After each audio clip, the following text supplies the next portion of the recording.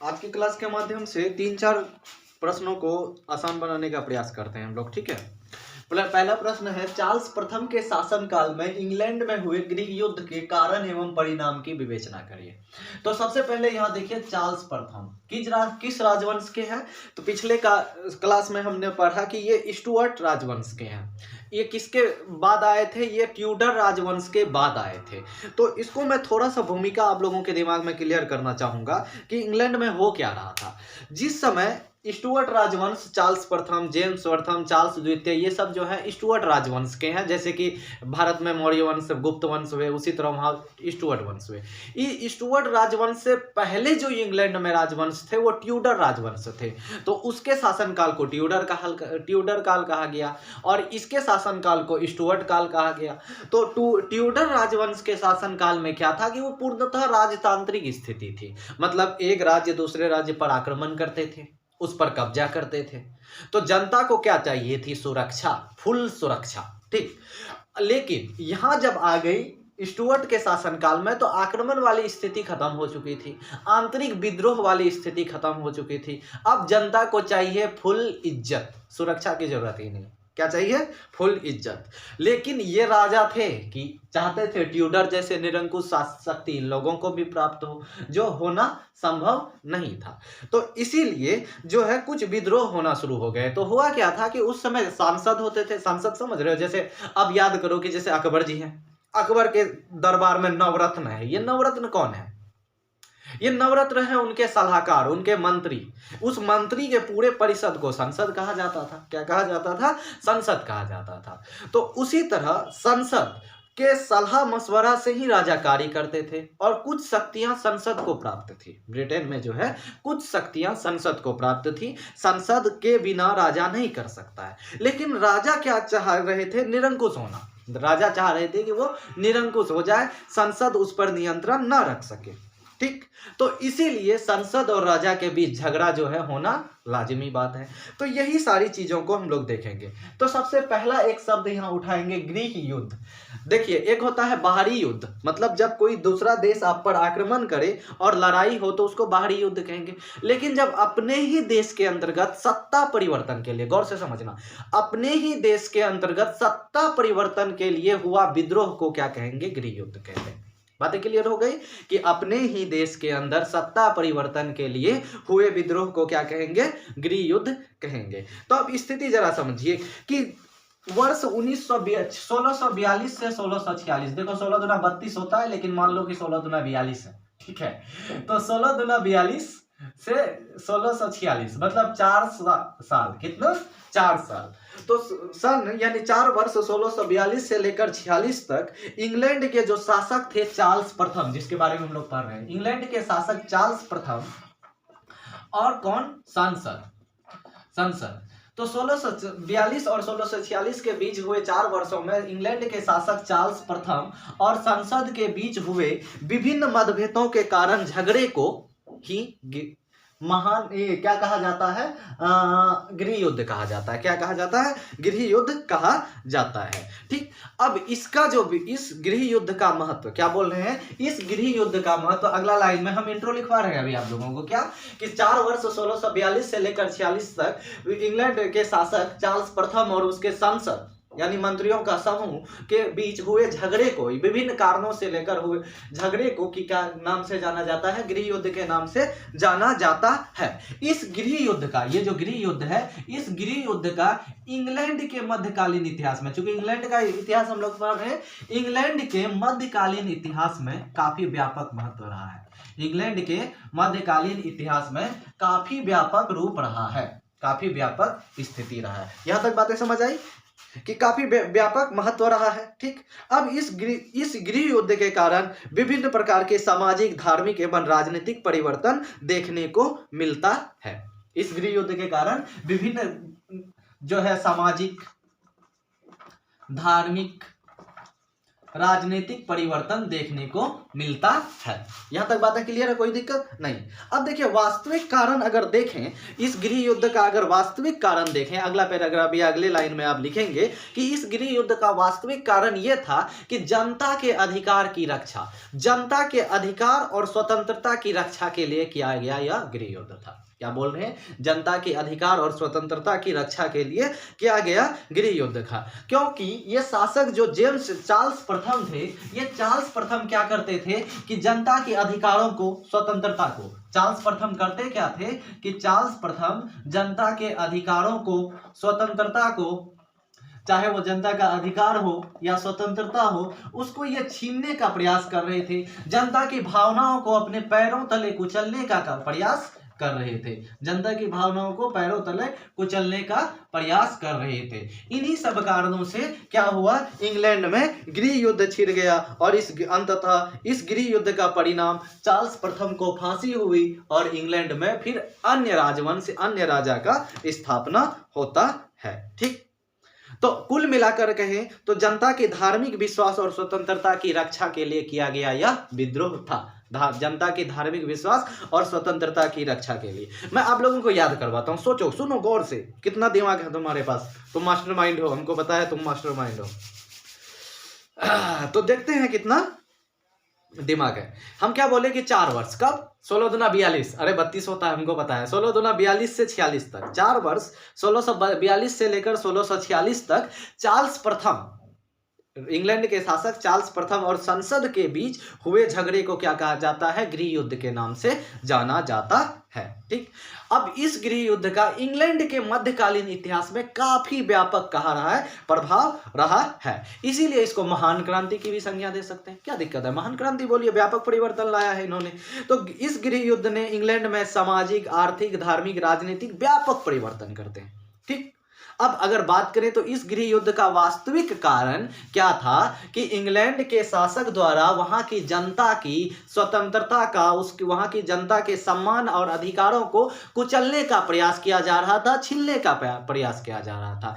इसी के फलस्वरूप जनता ने अपनी धार्मिक विश्वास और स्वतंत्रता की रक्षा के लिए, क्या बोल रहे हैं, अपनी धार्मिक विश्वास और स्वतंत्रता की रक्षा के लिए इसी गृह युद्ध को ये विद्रोह कर दिया। ठीक, अब इस गृह युद्ध के प्रमुख कारणों को निम्न प्रकार देख सकते हैं। अब आप हेडलाइन नीचे बनाएंगे, गृह युद्ध का कारण। लिखने का तरीका भी देखिए क्या लिखेंगे। अब गृह युद्ध का कारण हेडलाइन बनाएंगे, ऐसे लिखेंगे, गृह युद्ध का कारण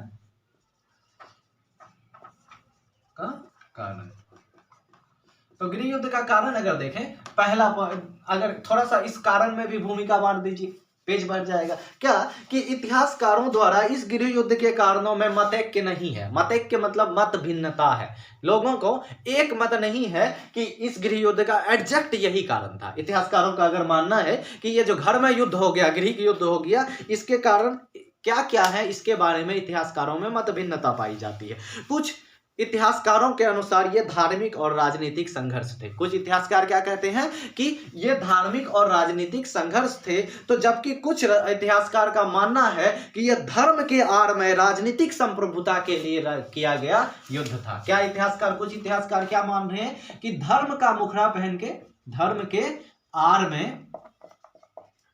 आड़ में राजनीतिक संप्रभुता की लड़ाई थी। मतलब राजनीतिक मतलब अपना शासन करने की जो शक्ति है, संप्रभुता, पॉलिटिक्स में क्लास में बहुत अच्छा से समझाया गया है, क्लास देख लीजिएगा एग्जाम के बाद अपना हिस्ट्री का।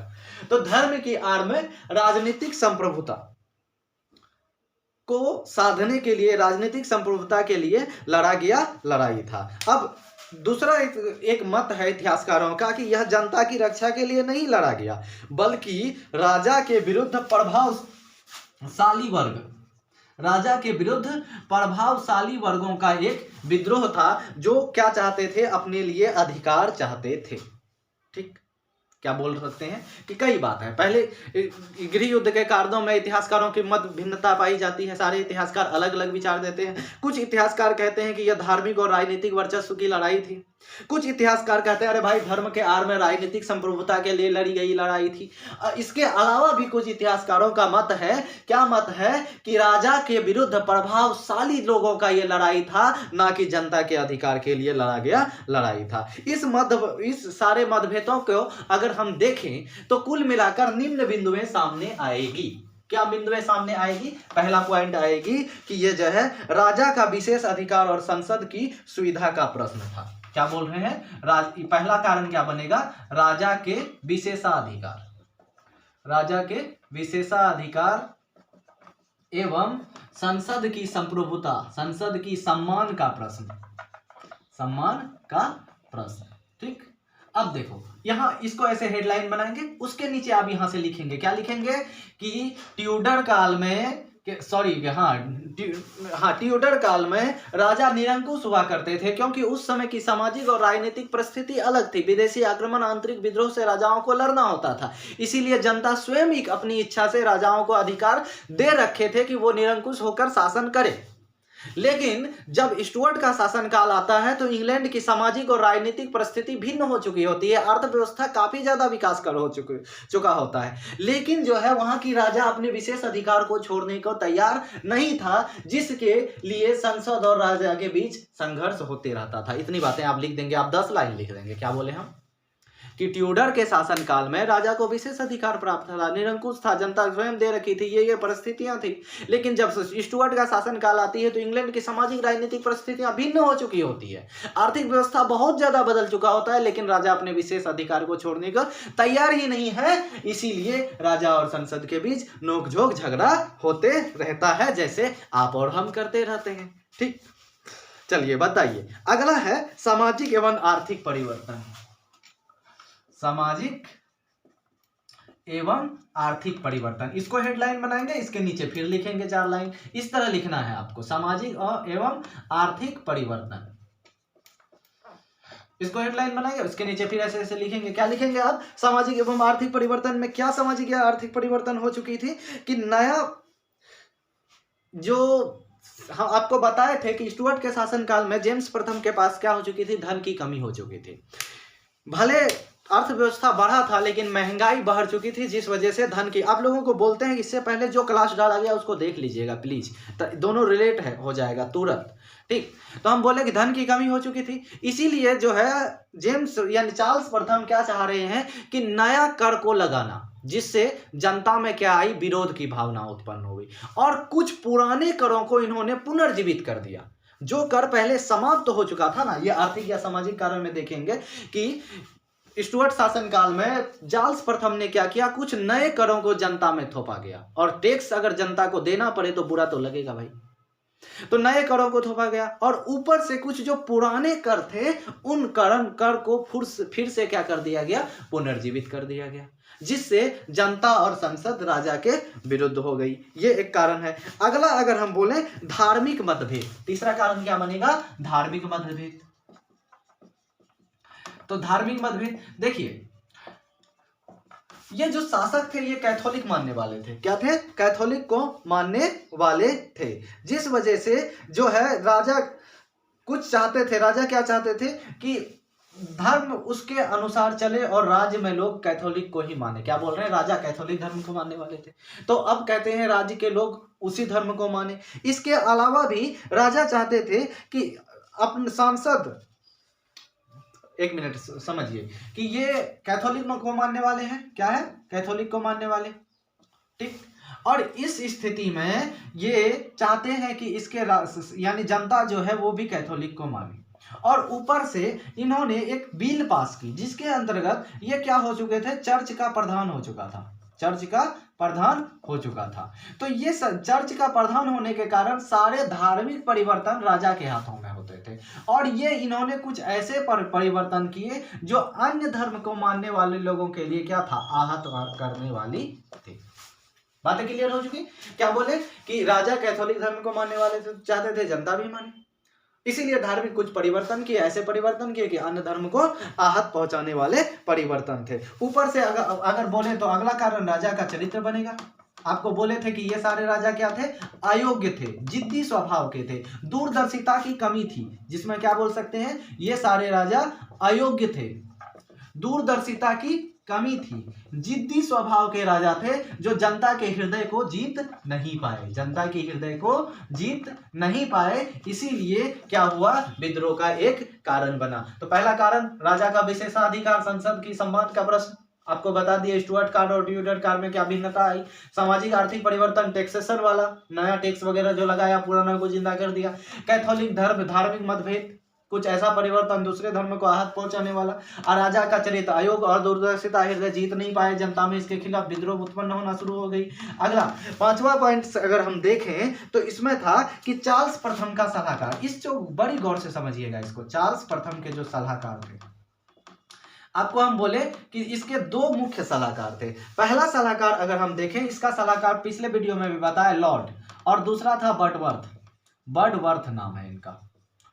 तो इन दोनों सलाहकार के बीच क्या हो रहा है कि कभी भी किसी भी राजा, इसमें आपको क्या लिखना है कि किसी भी राजा का शासनकाल अच्छा होगा या बुरा होगा, ये राजा के साथ साथ उनके सलाहकार पर भी निर्भर करता है। लेकिन इनके सलाहकार खुद अयोग्य थे, जिस वजह से वो राजा को सही सलाह ना दे पाए, और परिणाम ये हुआ कि राजा कुछ कुछ ऐसे कार्य करने लगे जिनसे कि राजा के प्रति लोगों में विद्रोह का भावना हुआ। अगला अगर हम कारण देखें, अगला कारण में आएगा कि चार्ल्स प्रथम जो थे, जिसका बारे में पढ़ रहे हैं, 11 साल तक निरंकुश शासन किया। इसको बोल सकते हैं कि इसका व्यक्तिगत शासन या पर्सनल शासन, चार्ल्स प्रथम का व्यक्तिगत शासन।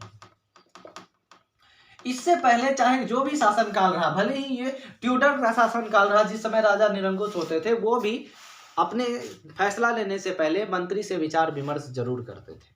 लेकिन इन्होंने लगातार 11 साल तक किसी भी प्रकार की संसद की कोई बैठक ही नहीं बुलाई और अपनी मर्जी से शासन कार्य चलाया, जिस वजह से क्या हुआ, लोगों में इनके खिलाफ और संसद की स्वतंत्रता और सम्मान को आहत पहुंचा। लोग इनके खिलाफ विद्रोह करने को उतर आए। ठीक, तो ये सारे पॉइंट्स हो गए, एक बार रिवाइज कर लें। तो ये आपको पता है कि चार्ल्स का 2 सलाहकार, लॉर्ड बर्डवर्थ खुद अयोग्य है। इसमें लिखेंगे कि राजा का अच्छा या बुरा होना उसके सलाहकार पर काफी हद तक निर्भर करता है, लेकिन इनके सलाहकार भी बकवास थे। उसके बाद बकवास मत लिख देना, अयोग्य थे। ठीक, चार्ल्स प्रथम का व्यक्तिगत शासन देखिए, हमेशा क्या रहा था कि संसद के सलाह के मशवरा और उसको सम्मान देकर ही फैसला लिए जाते थे। लेकिन 11 साल तक इन्होंने संसद की कोई बैठक ही नहीं बुलाई, जिस वजह से इनके खिलाफ क्या हुआ, लोगों में विद्रोह का भावना उत्पन्न हुआ। अगला था आयरलैंड का विद्रोह। ये बड़ी गंदा चीज कर दिया इन्होंने, आयरलैंड का विद्रोह। गंदा चीज क्या कर दिया, जरा देखिएगा कि आयरलैंड में कैथोलिक और प्रोटेस्टेंट लोगों में भी दंगा हो गई, धार्मिक दंगा, जैसे होते रहता है हमारे यहाँ नेता के इशारे पर। तो आयरलैंड, देखो इंग्लैंड या ब्रिटेन की जब बात करते हैं, ब्रिटेन की जब बात करते हैं तो उसके अंतर्गत आता है आयरलैंड, वेल्स, स्कॉटलैंड और इंग्लैंड। 4 देश, क्या बोल रहे हैं, आयरलैंड, वेल्स, स्कॉटलैंड और इंग्लैंड। ये चारों देश को एक साथ मिलाकर क्या कहा जाता है, आपको ब्रिटेन कहा जाता है। तो आखिर आयरलैंड भी तो उसी का हिस्सा था, ब्रिटेन का ही हिस्सा था। ब्रिटेन का इतिहास पढ़ रहा हूं। तो आयरलैंड में क्या हुआ कि कैथोलिक और प्रोटेस्टेंट इन दोनों के बीच झगड़ा हो गई और दंगा हो गया। इस दंगा में लगभग 5000 प्रोटेस्टेंट मारे गए। क्या हुए, लगभग 5000 प्रोटेस्टेंट मारे गए, जिसमें कि यह अफवाह फैला दी गई कि यह विद्रोह चार्ल्स प्रथम के इशारे पर हुआ। ठीक, और जब ये अफवाह फैला दी गई तो अब चार्ल्स प्रथम के खिलाफ महान विरोध पत्र, अगला पॉइंट बोल रहे हैं, महान विरोध पत्र।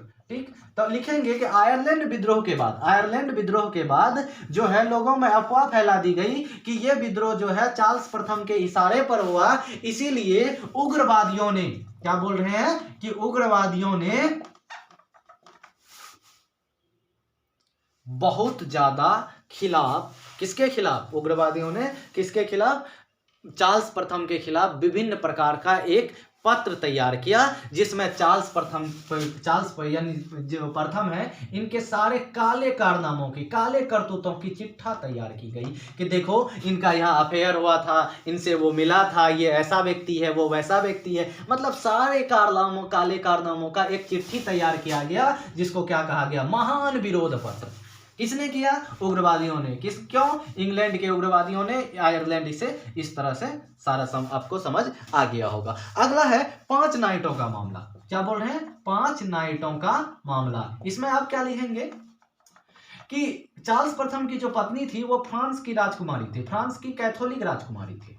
कैथोलिक राजकुमारी थी। जरा समझिएगा, चार्ल्स प्रथम की जो पत्नी थी फ्रांस की कैथोलिक राजकुमारी थी। ऐसी अफवाह फैली कि इसकी पत्नी जो है संसद पे हमला करके सभी मंत्रियों वगैरह को मार देना चाहती है। क्या अफवाह फैली कि इसकी पत्नी संसद पर हमला करके सभी मंत्री वगैरह को मार देना चाहती है। ठीक, जिस वजह से क्या हुआ, संसद में इसके प्रति घृणा फैली। ऐसा हुआ कि जब यह बात पता चार्ल्स प्रथम को चला तो चार्ल्स प्रथम खुद ही क्या बोल रहे हैं, ऐसा अफवाह फैली कि फ्रांस की वो कैथोलिक राजकुमारी सांसदों को मारना चाहती है, तो संसद इसके खिलाफ विद्रोह करने लगे, दंगा करने लगे या अफवाह फैलाने लगे। तो इस चीज को न बर्दाश्त करते हुए चार्ल्स प्रथम ने क्या किया, संसद पे हमला बोला सैनिक लेके।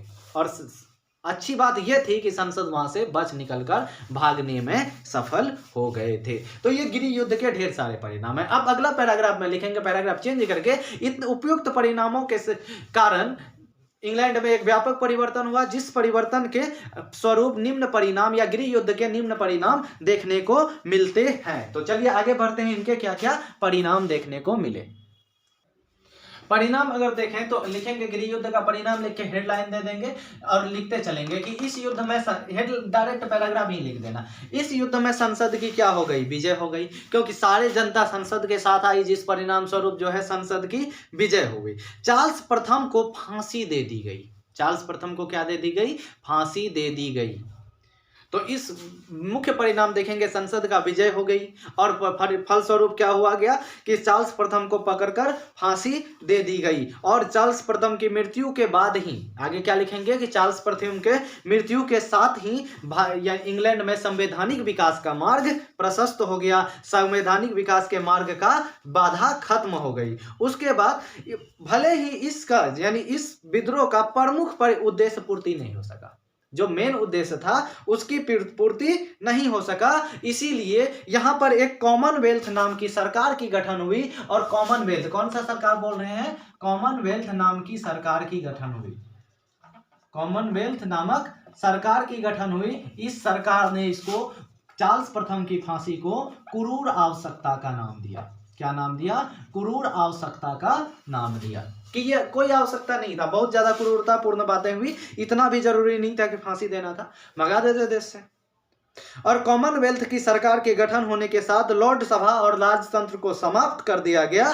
और क्या बोल रहे हैं, लॉर्ड सभा, लॉर्ड कहा जाता था वहां के राजा को, और राजतंत्र को समाप्त कर दिया गया। उसके जगह एक प्रशासनिक निकाय की स्थापना की गई, जिसका नाम स्टेट काउंसिल कहा गया। क्या कहा गया, स्टेट काउंसिल कहा गया।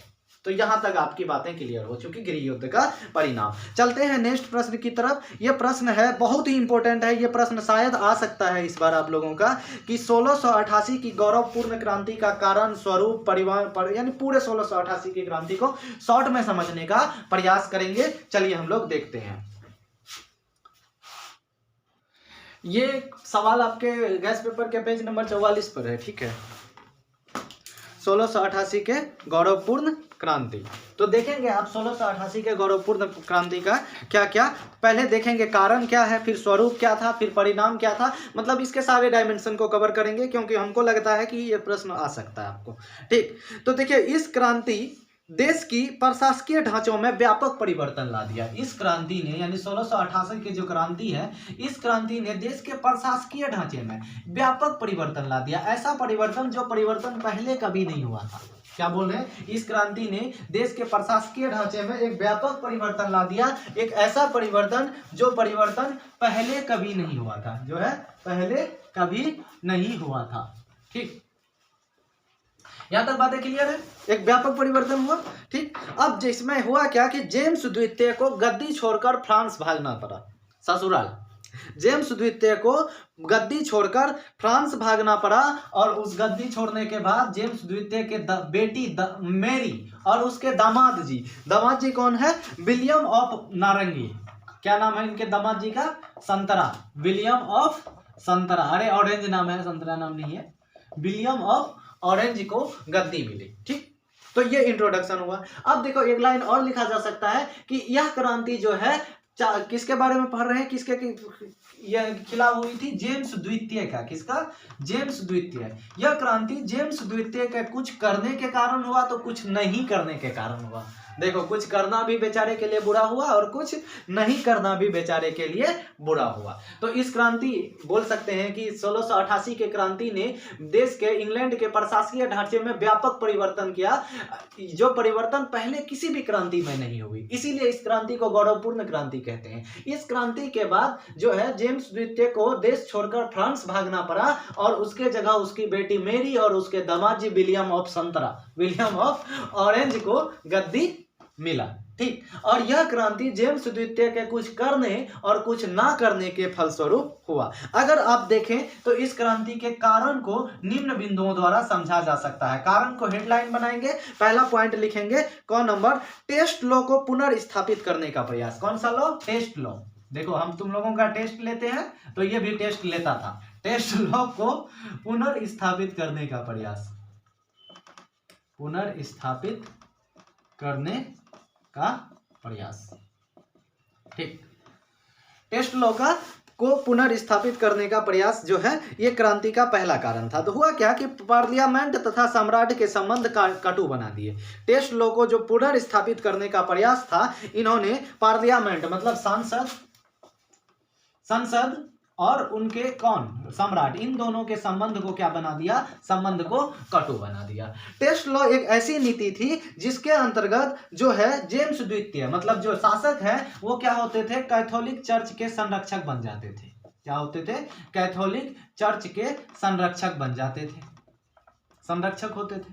ठीक, और संरक्षक होने के कारण धर्म के मामले में जो भी परिवर्तन होना या ना होना इसके हाथों पर निर्भर करता था। हालांकि इस प्रयास ने, ये जो प्रयास किया टेस्ट लॉ को स्थापित करने का प्रयास में, जेम्स द्वितीय सफल नहीं हो सके, लेकिन इसने एक ऐसा काम कर दिया कि जिससे जनता, संसद और सम्राट के बीच का संबंध को खराब कर दिया। ठीक, दूसरा पॉइंट अगर हम देखें तो स्थायी सेना, ये बहुत बड़ी स्थिति देखी गई किसमें? महान क्रांति का। तो हम बात कर रहे हैं किसकी? स्थायी सेना की। एक मिनट, देखिए हम लोग पढ़ रहे हैं 1888 की गौरवपूर्ण क्रांति। ठीक, आपको इंट्रोडक्शन बता दिया, एक बार रिवाइज कर लीजिए। उसके बाद बताए कि कारण, बहुत सारे कारण में पहला है टेस्ट लॉ को पुनर्स्थापित। तो लिखेंगे इसमें कि इस लॉ ने क्या किया कि सम्राट और सांसद के बीच के संबंध को कटु बना दिया। क्यों बनाया कि बताया, इसमें कैथोलिक चर्च का मालिक और संरक्षक हो जाता था। जो करने का प्रयास किया, प्रयास में सफल तो नहीं हो सका, लेकिन जो है गला के कारण विक्स खा रहे हैं, विक्स चॉकलेट खा रहे हैं, विक्स नहीं खा रहे। स्थायी सेना, देखो ये स्थायी सेना जेम्स द्वितीय के द्वारा स्थायी सेना रखने का प्रयास करना भी क्या किया? राजा की लोकप्रियता में कमी ला दी। राजा ने क्या कर दिया था कि लंदन के निकट एक जगह में एक विशाल स्थायी सेना की स्थापना कर दी और निरंतर उस सेना का विकास करने लगा, जिससे जनता के कान भी एकदम खड़े हो गए। भाई, इससे पहले तो किसी राजा ने ऐसा नहीं किया। ऐसा तो नहीं कि राजा जो है संसद व्यवस्था को खत्म करना चाहता है और निरंकुश शक्ति होना खुद के हाथ में लेना चाहता है। तो ये एक कारण हुआ। आपको ये सारी बातें लिखनी है। जनता को लगा ऐसा तो नहीं होता, ऐसा तो नहीं करना चाहता, सारी बातें, कहानी लिख के आनी है। तीसरा पॉइंट अगर हम देखें तो शत्रुओं के साथ निर्दयता का व्यवहार, ये बहुत व्यापक स्थिति देखते हैं। शत्रुओं के साथ निर्दयता का व्यवहार, जेम्स द्वितीय ने अपने शत्रुओं के साथ बहुत ही क्रूरता और पशुता जैसा व्यवहार किया। कैसे? क्रूरता एवं पशुता जैसा व्यवहार किया। उसको दी जाने वाली सजा और उसको दी जाने वाले दंड इतने व्यापक थे कि लोग इसको इंसान कहना ही बंद कर दिए। इन्होंने असंवेदनशील तरीके से अपने दुश्मनों को देश छोड़ने को कहा, वेस्ट इंडीज जाके बस जाने को कहा। यह सारी स्थिति ने जनता के मन में इनके प्रति सम्मान को कम कर दिया। अगला है शक्तियों को सीमित और स्थगित करने का प्रयास। यह बहुत व्यापक स्थिति है, गौर से समझना। शक्तियों को सीमित और स्थगित करने का प्रयास, सीमित और स्थगित करने का प्रयास। तो जरा आप गौर से सुनिएगा, इसमें क्या क्या करना चाह रहा है ये, कि ये एक ऐसी कानून थी जिसके तहत राजा कुछ व्यक्तियों को, क्या बोल रहे हैं, कुछ एक व्यक्तियों को कानून से बचाव और संरक्षण देते थे, उसके खिलाफ कानून लागू होने से कुछ दिनों तक स्थगन देते थे, रोक देते थे कि इतना दिन तक आपके खिलाफ कानून लागू नहीं होगा, जो कि जनता में असमानता की भावना का विकास कर दिया कि भैया वो राजा के साले जी हैं, मतलब नजदीकी जी हैं, तो उनको जो है कानून में छूट है और हमको लूट है। तो ये चीजें जनता के मन में, आप लिख सकते हैं अब ना कि सकते हैं कुछ लोगों, राजा अपने कुछ कर्मियों को क्या किए थे कि कानून से संरक्षण प्रदान किए थे, उसके खिलाफ कानून चलाने में कुछ दिनों तक स्थगन दे दिए थे, जिससे क्या हुई, जनता को क्या लगा कि राजा जो है असमानता फैलाना चाह रहा है। ठीक, उसके बाद देखिए विश्वविद्यालयों में कैथोलिकों की नियुक्ति। विश्वविद्यालय जो है ना, अब जो इंग्लैंड में अलग अलग जगह विश्वविद्यालय थे, इस विश्वविद्यालय में राजा ने अपने ही धर्म के लोगों को, प्रोफेसरों को नियुक्ति करना शुरू किया, जिससे जो दूसरे धर्म के लोग थे, प्रोफेसर्स थे, उनकी नियुक्ति नहीं हो सकी। तो ऐसा थोड़ी कि एक ही धर्म में अच्छे ज्ञान हो, तो राजा के पास क्या हुआ कि अच्छे बुद्धि वाले, अच्छे विद्वता वाले लोगों की कमी हो गई। क्या बोल रहे हैं, विश्वविद्यालय में कैथोलिक लोगों की नियुक्ति से अन्य लोगों को भावना को आहत पहुंचाया। ऐसा क्या हुआ कि इसके पास अच्छे विद्वता के लोगों की कमी हो गई। उसके बाद देखो एक पुत्र का जन्म होना, ये एक व्यापक स्तर है। क्या बोल रहे हैं, इसको ध्यान रखना, ये महान क्रांति, महान पुत्र लेकर आए हैं इनका, एक पुत्र का जन्म होना। अब देखोगे क्या कि एक पुत्र का कैसे जन्म होना एक क्रांति का कारण बनता है। देखो जैसे ही जेम्स द्वितीय का पुत्र का जन्म हुआ, वहां की जनता को क्या लगा कि हमको ये कैथोलिक राजा का एक और उत्तराधिकारी का जन्म हो गया। ऐसा लगता है कि अब हम लोगों को ये कैथोलिक राजवंश से कभी मुक्ति ही नहीं मिलेगी, जिस वजह से जनता ने क्या कर दिया, विद्रोह कर दिया। ठीक, तो ये सब कारण है। उसी तरह इन्होंने एक और कारण की थी, इंग्लैंड, आयरलैंड और स्कॉटलैंड के बीच मूर्खतापूर्ण व्यवहार। क्या आयरलैंड और स्कॉटलैंड में मूर्खतापूर्ण व्यवहार, इन्होंने क्या किया कि वहां के जनता को पीड़ित किया, सताया, जिससे लोगों में इसके इमेज को खराब पहुंचा। अब देखो इस क्रांति है, इस क्रांति का स्वरूप अगर देखें तो लिखेंगे आप हेडलाइन, अगले हेडलाइन में, क्रांति का स्वरूप, क्रांति का स्वरूप। ठीक, लिखेंगे यह क्रांति इतिहास में सबसे पहली ऐसी क्रांति थी जो बिना किसी रक्तपात का हुआ। यह क्रांति इतिहास में एक ऐसी क्रांति थी जो बिना किसी रक्तपात का हुआ। इसी के मार्ग पर चल के फ्रांस में लगभग 100 साल बाद इसी तरह की क्रांति की गई, तख्ता पलट के लिए। इसीलिए यह क्रांति अनुकरणीय क्रांति बन गई। यह स्वरूप हो गया। स्वरूप या प्रकृति दोनों एक ही शब्द होता है, स्वरूप पूछे या प्रकृति, तो लिखेंगे बिना रक्तपात का शांतिपूर्ण विद्रोह था, जिसने कि जनता राजा को गद्दी छोड़ने पर मजबूर किया। और यह एक ऐसी क्रांति थी जिसका अनुकरण करके, जिसका फॉलो करके फ्रांस ने 100 साल बाद अपनी राजसत्ता में परिवर्तन किया था। ठीक, अब आगे देखते हैं इस क्रांति का परिणाम क्या हुआ या महत्व क्या हुआ। तो परिणाम बोले या महत्व बोले तो पहला अगर महत्व देखें तो सम्राट की शक्ति को सीमित किया जाना। इस क्रांति के बाद ऐसी बात चली कि अब सम्राट को कोई दैविक शक्ति प्राप्त नहीं है। सम्राट जनता के इच्छा के विरुद्ध किसी भी प्रकार का परिवर्तन नहीं कर सकता है। तो पहला पॉइंट क्या बोले इसके परिणाम या महत्व में, हम सुना देते हैं, आप लोग गौर से सुन लीजिए, समझ लीजिए। ठीक है, कि सम्राट की शक्ति को सीमित किया गया ना, मतलब सम्राट में अब कोई दैविक शक्ति नहीं है और राजा का, देवता का पुत्र वगैरह नहीं है। वो इस जनता के इच्छा के विरुद्ध किसी प्रकार का कोई परिवर्तन नहीं किया जा सकता। हाँ, अगर जनता मांग करे तो उसके अनुसार उसको कानून देना पड़ेगा। अगला है पार्लियामेंट की प्रगति। दूसरा पॉइंट क्या है, पार्लियामेंट की प्रगति। पहले क्या होता था कि राजा अपने इच्छा अनुसार संसद में स्थायी सदस्य रख लेता था, 10 साल 12 साल तक, यानी असीमित काल तक उस पर सदस्य रहते थे। लेकिन अब क्या कर दिया कि पार्लियामेंट के सदस्यों की कार्यकाल 3 साल फिक्स कर दी गई, ताकि जनता अपने इच्छा अनुसार हर 3 साल पर लोगों को बदलते रहे। जो लोग अच्छा काम ना करे तो उसको बदलते। तीसरा बोल रहे हैं प्रोटेस्टेंट धर्म की कैथोलिक चर्च पर विजय। अब क्या हुआ कि कैथोलिक लोग अत्याचार करते थे, लेकिन अब हुआ क्या कि लोगों को धार्मिक स्वतंत्रता मिल गई। कैथोलिक शासन की समाप्ति हो गई। कैथोलिक जो राजा थे उसकी शासन की समाप्ति हो गई। और अगला था धार्मिक स्वतंत्रता। देश के अंदर लोगों को धार्मिक स्वतंत्रता प्राप्त हुआ। देश के अंदर क्या हो रहा है, महान क्रांति के बाद महान धार्मिक परिवर्तन। क्या धार्मिक परिवर्तन, लोग अब इच्छा अनुसार अपने धर्म को मानने के लिए बाध्य थे। राजा किसी भी व्यक्ति के धर्म पर हस्तक्षेप अब नहीं करते थे। अगला है प्रेस की स्वतंत्रता। प्रेस की स्वतंत्रता की अगर बात करें तो इस क्रांति से पूर्व प्रेस पर बहुत ज्यादा प्रतिबंध लगाते थे। प्रेस जो है अपनी इच्छा अनुसार कार्य नहीं करते थे, लेकिन इसके बाद अब प्रेस को छूट दे दी गई। प्रेस अपनी इच्छा अनुसार अपनी मर्जी से स्वतंत्रता पूर्वक कार्य कर सकते थे। अगला, न्यायाधीश, जजेज को क्या क्या प्रभुत्व मिला। देखो पहले क्या होता था कि न्यायाधीशों पर राजा का नियंत्रण होता था, न्यायाधीश के फैसले को राजा प्रभावित करता था। इस क्रांति के बाद न्यायाधीशों को अब न्याय करने की पूर्ण स्वतंत्रता मिल गई। वो अब जो है अपने विवेक अनुसार, अपनी बुद्धि के अनुसार न्याय कर सकते थे। ठीक, तो पहला का प्रभाव क्या बताए, सम्राट की शक्ति को सीमित करना, मतलब दैविक शक्ति वगैरह नहीं, जनता की इच्छा। दूसरा क्या बताया, पार्लियामेंट की प्रगति 3-3 साल में चेंज कर दिया है। उसके बाद अगला क्या है, धार्मिक स्वतंत्रता, लोग इच्छा अनुसार धर्म माने। प्रोटेस्टेंट और कैथोलिक पर विजय, मतलब अब क्या है कि प्रोटेस्टेंट ये कैथोलिक लोगों की राज समाप्त हुआ। फिर अब प्रेस की स्वतंत्रता, बातें समझ आई। अगला है न्यायाधीशों के सम्राट के प्रभुत्व से क्या मिल गई, मुक्ति मिल गई। और भी बहुत सारे प्रभाव हैं, जैसे कैबिनेट सिस्टम का प्रारंभ होना, जनता वोट के द्वारा जो है अपने शासक को चुनती थी, और इंग्लैंड में का प्रभुत्व का बढ़ना। पहले क्या होता था कि फ्रांस के लगभग इंग्लैंड के जितने भी शासक थे सबका ससुराल लगभग फ्रांस में था। लगता है फ्रांस में लड़कियां बड़ी गोर गोर हो रे। अच्छा छोड़ो, चलो बात करते हैं, सबका ससुराल कहाँ थे, फ्रांस में।